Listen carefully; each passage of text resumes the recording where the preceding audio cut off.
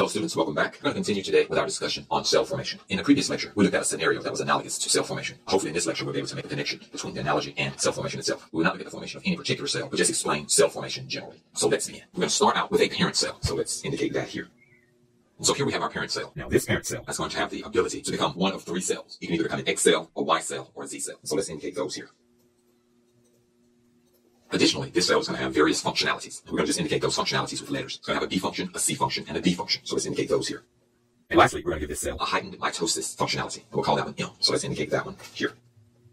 And so this is our initial cell, our master cell. Now this cell will become one of these cell types, either an X cell, a Y cell, or a Z cell. And so the first thing that the cell has to do, it needs to make as many copies of itself as it can so that it can use those cells to become the committed cell. First, this cell is going to make a copy of itself through the process of mitosis, using its mitotic functionality.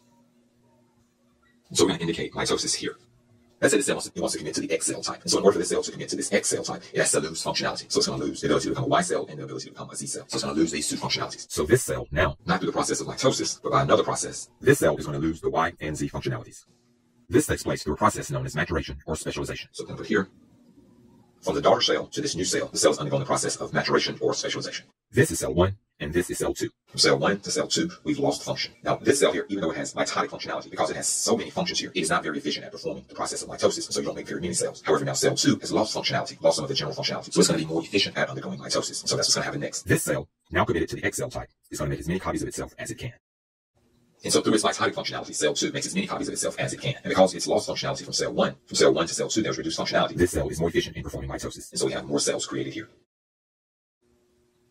And so through the process of maturation or specialization, this cell loses functionality to move to our third step in the process. And now from cell 2 to cell 3, we've lost general functionality. You want to think about it like this. The general functionality of cell 1 gives this cell the ability to reach step 2. But once step 2 is reached, you don't need those functions anymore. And the general functionality of cell 2 gives cell 2 the ability to get to this step, but we don't need that functionality anymore. So B is no longer necessary in our third step. This cell is going to make as many copies of itself as it can. But now because we've lost even more functionality, this cell has become even more efficient at the process of mitosis.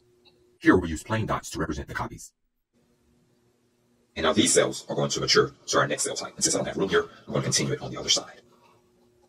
And now we have our fourth cell type. And as you can see, cell 4 has reduced functionality from cell 3. And because of this, cell 4 is going to be more efficient at undergoing mitosis. Let's show the proliferation of cell type 4. And as you can see here, mitosis of the cells in our fourth step results in an explosion of cells. These cells will now mature into the fifth step of our process. Now we've reached our fifth step in the process. And as you can see, from step 4 to step 5, there's been an additional loss of function. Now this cell is even more specialized. But notice we've lost our mitotic functionality. Since we already have a large number of cells, it's no longer needed. And so this cell skips an additional cell division process and simply matures to our next step. So let's show that here. And shown here is our last step in the process, our final cell type, the X cell type. We're going to annotate this process a little more. I'm going to make everything a little smaller here. Hopefully we'll have enough room to annotate everything. Our first cell type, we'll call this our master cell. So this is the master cell. And that makes sense since everything comes from this cell. Now this cell can become an X cell type, a Y cell type, or a Z cell type. And for that reason, this cell has many powers. Because a cell that has many powers, the ability to call a lot of other different cell types, has a special name. This cell expresses limited mitotic functionality due to its high degree of general functionality. This is the daughter cell. The daughter cell matures or specializes to our second step in the process. This cell has reduced functionality compared to number 1. It no longer has the ability to become a Y cell type or a Z cell type. It is committed to the X cell type. And so we call this cell the committed cell. So this is a committed cell. And because it's committed to X, we'll just put X here. And so what happens next is that the committed cell undergoes mitosis as much as it can, but it can't do too much because it's being weighed down by all its functionality to become our new daughter cells. These new daughter cells mature or specialize to become our third cell type, which has reduced functionality. Now this cell is going to undergo as much mitosis as it can. And because it's lost functionality, it's more efficient at performing mitosis. And then it makes a small group of cells here. And that's going to be important. So we're going to put here small group of daughter cells. And so now we have a small group of daughter cells or a small group of mitotic cells. Now each of these cells will mature to become our fourth cell type. Oh, I must indicate here, because our third step cell produces a small group of daughter cells. This cell is called the small group maker cell. And so our small group maker cell makes the small group of cells. And now each cell in the small group will mature to our next cell type. This is our next cell type. And of course, it's lost functionality, and because it is more efficient in performing mitosis. It makes an explosive group of cells. So let's indicate that first. Here we have an explosion of mitotic cells. Since our fourth step cell produces an explosion of mitotic cells, we'll just give it the name now, the explosive group maker cell. Okay, so our explosive group maker cell makes an explosion of mitotic cells, which makes sense. It'll be clear later why we use this description. Now, each of these cells in our explosive group will now mature or specialize to our fifth step in the process. We can see that this cell has lost functionality. It's lost its mitotic functionality, so it doesn't need to make any more copies because we have enough cells now, so we don't need mitosis anymore. And so this cell can be our final step, or it can mature to our final step. And so the cell at our fifth step can either be a precursor to our final step or the final cell itself. And then, of course, if step 5 is not the final step, our final step is step 6. And so this will be our final cell.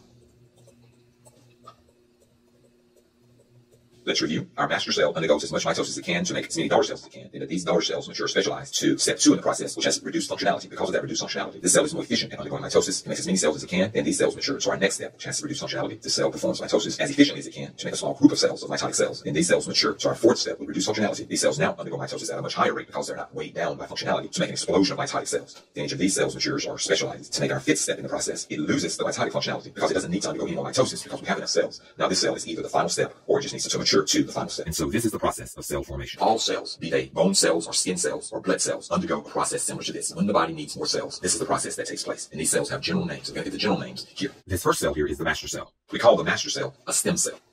The master cell is called a stem cell. Think of it like the stem of a plant. A stem of a plant can branch off into many directions. So a stem cell, this stem cell can branch off to become an X cell or a Y cell or a Z cell. And so if I were to draw that here, and so our stem cell can branch off to become an X cell, a Y cell, or a Z cell. Hence the name, a stem cell. Because this stem cell literally has many powers, we call it a pluripotent stem cell. The Latin word pluri means many, and the Latin word potent means power. And so this cell is a pluripotent stem cell. You can contrast this with a zygote. When the sperm fertilizes the egg, you create the zygote. The zygote is called a totipotent stem cell because it can become every cell in the body, not just many of them. And so the master stem cell, or the pluripotent stem cell, undergoes mitosis and then matures to become a committed cell. The committed cell then undergoes mitosis, matures to become the small group maker cell. And the small group maker cell makes a small group of mitotic cells. A small group is also called a colony.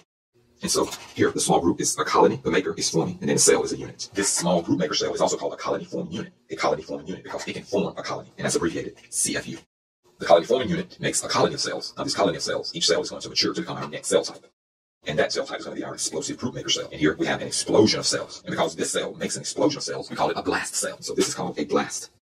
The blast element creates an explosion of cells. Once we get that final explosion of cells, we don't need mitosis anymore. So each of these cells in the explosion will mature to become our precursor cell, either another precursor or the final cell. And if it is the final cell, we call the final cell a site, because the word site means cell. And in the event that it is a precursor, that precursor simply matures or specializes into the final cell, again, which would be our site. And so depending on the cell type, the site will be at step 5 or at step 6. Okay, a few housekeeping things before we continue. And you'll see this when we look at specific cell formation. The master cell becomes the committed cell. The committed cell becomes a colony forming unit. The colony forming unit becomes a blast, which makes our large number of cells. The blast can either become the precursor or the final cell, or the precursor becomes the final cell, the site. Depending on the final cell type or the process or the pathway, the committed cell can either be a colony forming unit or it can be a blast. Or there may not even be a step for the committed cell. It may go directly from step 1 to step 3 or from step 1 to step 4. But what you want to understand here is the principle. There are 4 things that have to happen. You have to have a master cell, definitely. That master cell has to commit to a certain cell type, definitely. That can be a CFU or a blast. That committed cell must become a blast so you can make enough cells, and then that blast has to become the final cell type. So different pathways can have different numbers of steps, but the 4 steps that are absolutely necessary are stem, committed, blast, and site. So those 4 are absolutely necessary. So we're going to indicate those here. And so in this process, which is going to vary from cell type to cell type, these 4 must exist. You have to have a stem cell, a pluripotent stem cell. It has to go to a committed cell. That committed cell has to become a blast so you can make enough copies of the cell, and then that blast has to become the final cell type. So I think you see the analogy now, that by reducing unneeded functionality, the cell becomes more efficient at mitosis. It's mitosis. That's what you want to become efficient at, so that you can even get to this blast stage. Without losing that functionality, you would never make enough cells to become the final cell type. And so this completes our introduction to general cell formation. In the next lectures, we'll be looking at the formation of specific blood cell types. And so that completes this lecture. I hope that you learned a lot.